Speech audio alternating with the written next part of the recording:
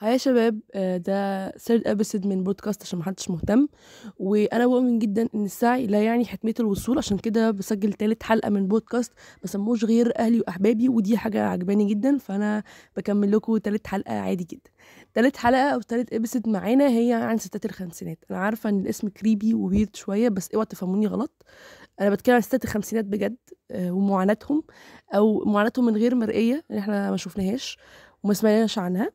فقررت النهارده ان انا اشارككم صدمتي، او وقت ما اكتشفت ان انا اتضحك عليا عمري كله، عن المعلومات اللي كانت بتتنقل لي عن ستات الخمسينات والستينات. يعني مش مهم، ما تدقوش معايا في ارقام يعني.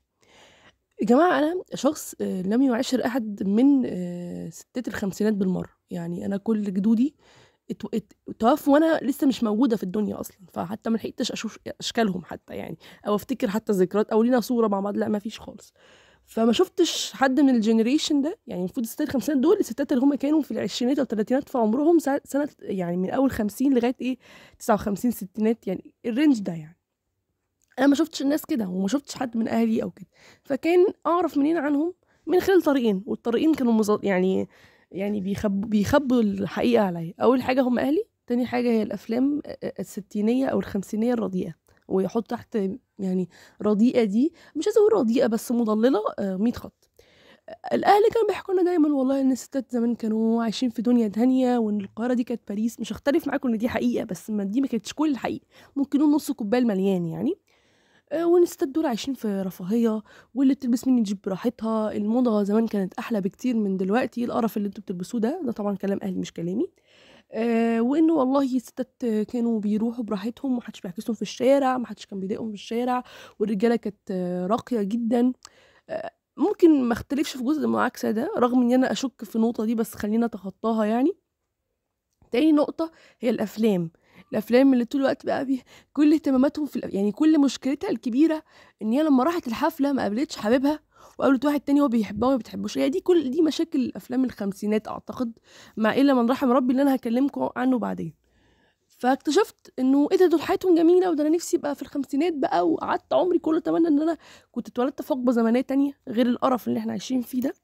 لغاية لما صادفني فيديو على اليوتيوب اسمه، او يعني كان تحت مسمى ريفيو لكتاب اسمه في اسرع عناية الزيات. وانا كنت بحب الكونتنت كريتور اللي كانت قدام الفيديو ده يعني.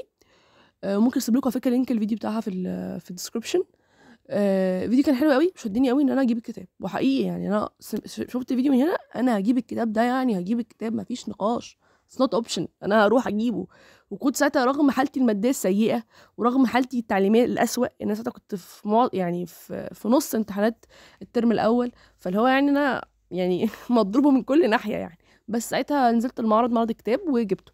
وحصل البوليكه كده انتوا ولا انا مهتمين نعرف عنها عشان اجيب الكتاب. المهم قريت الكتاب في ساعتها. يعني اعتقد ان انا رجعت البيت قريت الكتاب خلصته، لان الكتاب كان صغير جدا. بس هو كمان هو غير ان هو صغير جدا، هو كتاب يعني عن بحث استقصائي عن كاتبه اسمها نات الزيات. مش عايزه احرق لكم الكتاب يعني، بس هو يعني تحفه. يعني مش قادره اقول غير على ان هو تحفه يعني. المهم قريت الكتاب ده وخلصته في اقل من ساعتين. فمش ان انا جامده عشان كتاب صغير. والكتاب ده خلاني بكتشف ايه، ان انا اتضحك عليا عمري كله. ليه بقى؟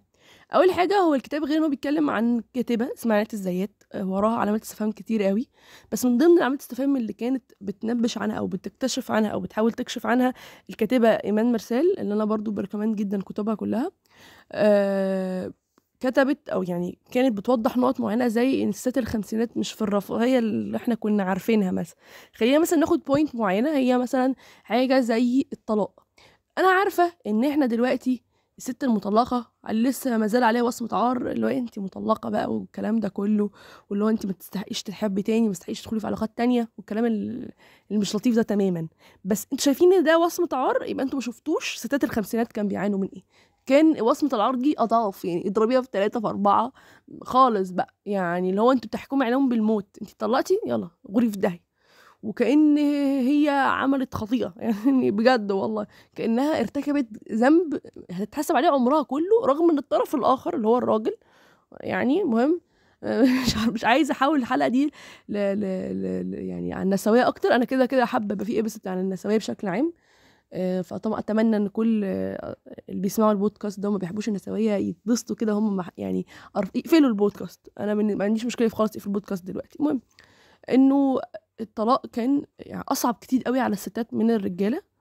واحنا اصلا ما اعرفش الناس عارفه الحوار ده ولا لا، بس حتى الخلع اللي احنا دلوقتي بنتكلم عنه هو ما كانش موجود اعتقد في الفتره دي. او يعني الموضوع كان ابشع. انتوا لو شفتوا فيلم اريد حلا هتعرفوا المعاناه اللي انا بتكلم عنها، او حجم المعاناه للستات دي ساعتها. رغم ان ده فيلم اي ثينك ما كانش في الستينات او الخمسينات، كان بعد. بس خليني اتاكد لكم بعد ما اخلص البودكاست او التسجيل ده ان التاريخ بالظبط. بس المهم يعني انا بدخلكم في مواضيع كتير ليه مش عارف، بس ده بودكاست بتاعي ومحدش بيسمعه فقشطه هرغي براحتي يعني. المهم انا بقول مهم كتير قوي، وبجد الحوار ده عايزه اشيله وانا بعمل اديت، عايزه اشيله بجد. انا بدخلكم في تفاصيل كتير مش مهمه، انا اسفه انا اسفه انا اسفه. المهم انه هي بتعاني كتير قوي، اللي هي حد زي عناية الزيات يعني، عشان هي مطلقه. وهي مش عايزه، انا بجد مش عايزه احرق لكم الكتاب، فينفع يعني نتخطى الكتاب ده دلوقتي، بس ان هو كشف عن معاناه الطلاق. تعالي نروح حاجه تانية عشان انا بحب استخدم ريفرنس مختلفه.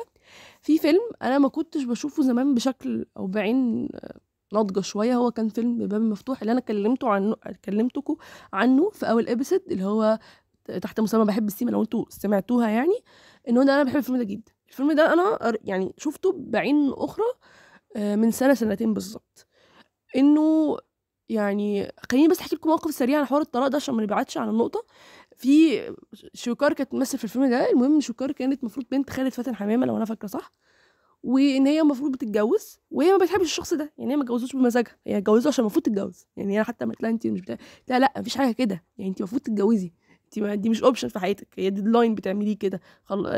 وستة زمان ما كانش كمان في كليه عشان خلاص الكليه ويتجوز، لا تتجوز لا، هو كان زمان اصلا ما كانش في كليه للستات. فلو انت خلصتي جزء من المرحله التعليميه بتاعتك، وصلتي لسن الرشد بالنسبه لهم، يلا اتجوزي خلاص. بس هو دي حياتك بس كده، انتهت بقى على كده. فهي كانت بالنسبه لها ده، هي راضيه بده وشايفه ان لا ده مش راضيه كمان، دي هي مجبره يعني لازم اعمل كده. انا مش بفكر حتى او هرضى وخلاص، لا انا مقتنعه ومؤمنه جدا بالكلام ده. بس هي تكتشف ان هي ما بتحبش الشخص ده. فلما راحت قالت لامها ان انا عايزه اتطلق، قالت لها لا انت تخوني، يعني انت ترضي انك عادي جدا تدخلي في ريليشن تاني مع راجل تاني وانت لسه على ذمه راجل، احسن بكتير من تطلقي. يعني حتى الزنا زمان كان ممكن يعني نعديه ولا الطلاق نعديه. فتخيلين وصمه العار كانت حكمها عامل ازاي. نيجي نقطه تانية برضو كانت بتعاني منها ستات الخمسينات، وهي التعليم. وبرضو هنستخدم نفس الريفرنس اللي هو باب مفتوح. فكره اصلا ان الست تدخل جامعه دي كانت زمان حاجات من ضمن المعجزات. وفي ناس فاهمه غلط ان لما زمان كان الناس بيعظموا جدا الستات تدخل الجامعات ان دي حاجه ستيب قويه. لا خالص. معظم الستات او الرجاله في المجتمع ده كانوا بيشوفوا ان هي بتعمل كده، يعني هي بتاخدش بالها يعني خلاص دي ما ينفعش تتجوز، يعني دي خلاص بتعمل كده عشان هي لا تستحق الجواز. فدي بالنسبه لهم علامه سيئه، اللي هو ريد فلاج. انت بتروحي جامعه، انت بنت توكسيك على فكره، مش هتجوزك، لا انت توكسيك. دي ريد فلاج كبيره. فتخيلين ريد فلاج دلوقتي عن عكس زمان كانت عامله ازاي. يعني انا ممكن ما ادخلش في ريليشن مع ست، مش انا يعني استغفر الله، راجل ما يدخلش في ريليشن مع ست يعني عشان لا سوري انت بتروحي الجامعه، انت ولايه توكسيك مش هتجوزك، انت ما تستاهليش تبقي ام. فده كان منطق معظم الرجاله او الستات ساعتها كمان. فده كان منطق مخيف. بس بعد كده التعليم بقى اسهل شويه، بقى في ناس كتير بتشجع عيالها ان هو يدخلوا التعليم. وبقينا دلوقتي احنا اهو بنكلمكم واحنا متخرجين من الجامعات بس. وفي ستات كتير دلوقتي التعليم عندها بقى مهم، رغم انه على فكره برضو مازال دلوقتي لسه في ناس عندهم نفس نظره التعليم الجامعي ممنوع للستات. بس ده في بعض القرى، مش هقدر اقول في المدينه شويه، ان هم بيمنعوا ستات كتير قوي ان هم يكملوا تعليمهم، رغم ان بناتهم ممكن يكونوا شاطرين جدا وعندهم مستقبل كبير جدا في بعض الجامعات المهمه في مصر. بس بنمنعهم عن ده عشان لا انت ست مش ما تدخلش كليه، انت ولايه توكسيك على فكره. دي تاني بوينت التعليم. تالت حاجه مشاركتها في الحياه السياسيه او الحياه، فكره المراه المثقفه اللي احنا دلوقتي بنسخر منها. يعني انا لسه شايفه فيديو على التيك توك، الواحد انا مش عايزه اشتمه عشان هو لا يستحق الشتيمه حتى. فكره ان الستات ممله جدا وانك تقعد معاها تلاقيها تافهه قوي. بس رغم ان عايزه اقول لك الشخص ده برضه الست المثقفه هيقول لك عادي معقده، دي متخلفه، دي مش ست في نفسها كده. فيعني الرجاله عندهم ازدواجيه مش طبيعيه. المهم يعني انه حتى الست المثقفه كان بيرتقى معاها في المجتمعات اللي زي دي في الوقت اللي زي ده. لان مثلا حد زي فاتن حمامه لما هتيجي تتجوز هتلاقي ان الطرف الاخر هو حرفيا اشتراها، يعني هو اشتراها في سوق العبيد يعتقد. يعني ما بيعملش حاجه غير لا اعملي كذا، ما تعمليش كذا، وانا احبك ما تحطيش ميك اب، وما تكلميش فلان، وما تقعديش مع فلان، وما تشاركيش. وهي كانت طالعه ان هي شخصيه زي فاتن حمامه، ان هي شخصيه متمرده وعايزه تشارك في الحياه السياسيه، وعايزه يبقى ليها راي، وعايزه تنزل مع الناس اللي بيروحوا عجبها او مش عجبها، سوري، على بورسعيد وكده، وان هي كانت عايزه تشارك اخوها او حبيبها اللي هو صالح سليم. بس لا، ما تعمليش كده ابدا ابدا. في ما زال حتى الان نفس البصمه دي على فكره. اعتقد النظره دي شويه ما اتغيرتش من زمان، رغم ان انا بشوف ان الخمسينات والستينات كان الستات متمرده اكتر من دلوقتي، ودي حاجه بتخوفني شويه. يعني كان في ستات كتير بيشاركوا في الحياه السياسيه، كانوا معروف ليهم ادوار مهمه. فلا يعني ليه النموذج ده اختفى؟ مش عارفه بصراحه. هل المجتمع ولا الستات بقوا يخافوا ان هم يشاركوا عشان الريسك بقى اكبر شويه عليهم؟ I don't know.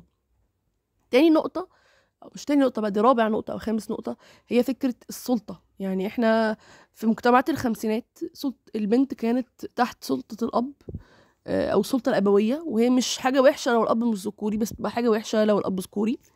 إن هي بتبقى تحت السلطة الأبوية الذكورية لغاية مثلا زي مثلا 20 سنة، وهي تتجوز في 20 سنة، وبتنتقل السلطة دي مش ليها بقى، اللي هي المفروض تبقى حرة نفسها، لا بتنتقل للشخص اللي هيتجوزها، وبرضه هيتعامل معاها بان هو ليه سلطة عليها، وان هو لا اعملي كذا وما تعمليش كذا، وانت مش مسموح تعملي ده. وللاسف دي اكتر بوينت هبقى متضايقه منها، ان انا بقول ان دي لسه ما اتغيرتش من الخمسينات حتى، لانه فاكره هي ممكن تكون قبل الخمسينات كمان. انا بس قلت يعني في الرينج ده ممكن يكون قبله كمان. الموضوع كان مباح عادي ان الستات ما يكونش ليهم سلطه في حياتهم. وعلى فكره المضحك المبكي في نفس الوقت انه حتى لو الراجل ده مات اللي هو زوجها، فخلاص بقى كده بتحرك نفسها. لا لا، للاسف لو هي مخلفه ابن او ولد ذكوري برضه، فبتنتقل السلطه من الزوج للابن اللي بيمارس سلطته على امه. ودي حاجه بتضايقني اكتر بكتير من اي حاجه، انها تفضل الست متعلقه في رقبه حد، اذا كان او ابوها، جوزها، ابنها، وممكن احيانا بيبقوا بناتها، بس ده صعب شويه، لانه بحس انه مش مباح سيكا. لانه كده كده بالمنطق اللي احنا عايشين بيه ده، بناتها اصلا ما بيفضلوش معاها، لان هم بيتجوزوا ناس وبيبقوا تحت سلطه ناس تانية برضه. فاحنا في دوامه دوامه بجد. اذا كان في ستات الخمسينات او احنا دلوقتي ستات الالفينات، عشان احنا لسه البديهيات بتاعتنا اللي هي المفروض الانسان اصلا الطبيعي السوي يكون بياخدها، احنا بنحرق بنزين بس عشان ناخد ربعها او نصها. واحيانا لما حتى بنحرق ربع يعني بنحرق بنزين عشان ربع الحاجات دي، بيتقال علينا طالبين اكتر من حقنا، وان احنا يعني ما نقدرش النعمه وكلام كتير قوي. وتلاقي ناس بتدخلي في قضايا وشتايم وتهزيق. فانت بقى ازاي يا جماعه؟ ازاي يا شباب ما تقولوش كده؟ يعني انا بطلب حاجه بسيطه جدا. انا مش بقول لكم مثلا انا عايزه ابقى ما اعرفش، انا بقول لكم انا عايزه حقي ان انا اتعلم، عايزه حقي ان انا اختار الشخص اللي المفروض اكمل حياتي. انا عايزه اقول لكم ان انا من حقي ان انا ما احسش ان انا تحت سلطه شخص طول ما انا وهو نفس السن او نفس رينج السن، وهو مش ابويا. يعني انا مش شويه ببرر فكره السلطه الابويه، بس على الاقل الراجل بيبقى او الاب بيكون مسؤول عن عياله قدام المجتمع. لو هم عملوا اي خطأ يحاسب، هو بيحاسب عليه مش هم. فخلاص لغايه ال 18 ممكن نبلع شويه السلطه الابويه، لكن من بعد ال 18 ولا نبلع السلطه الابويه ولا سلطه الشخص اللي هيجي يشاركنا حياتنا، لان الموضوع مش متاح اصلا. اتس نوت اوبشن. احنا والله ناس اسويه، دخلنا جامعات ودخلنا يعني، وكنا اتعلمنا في مدارس وعارفين القانون وعارفين كل الحاجات دي، يعني في كامل قوانا العقليه. فليه نفضل بنتشاف كاننا اطفال تحت سلطات ناس اكبر مننا؟ او حتى والله مش اكبر، المشكله انه بيكون نفس السن، فحوار بيغيظك سيكا. بس المهم عشان ما ندخلش تفاصيل جدليه كتيره، وده مش غرض البودكاست تماما، عشان ده اسمه بودكاست عشان محدش يسمعه، مش بودكاست فيه خناقات وجدالات وبنمسك يعني شعر بعض، لان انا اصلا ما بحبش اجادل في حاجات زي كده. يعني انا شخص لا خلاص، انت صح جدا، ده انت عندك حق جامد ترو سيم والله. فلا لا يا شباب، احنا مش بتوع كده خالص.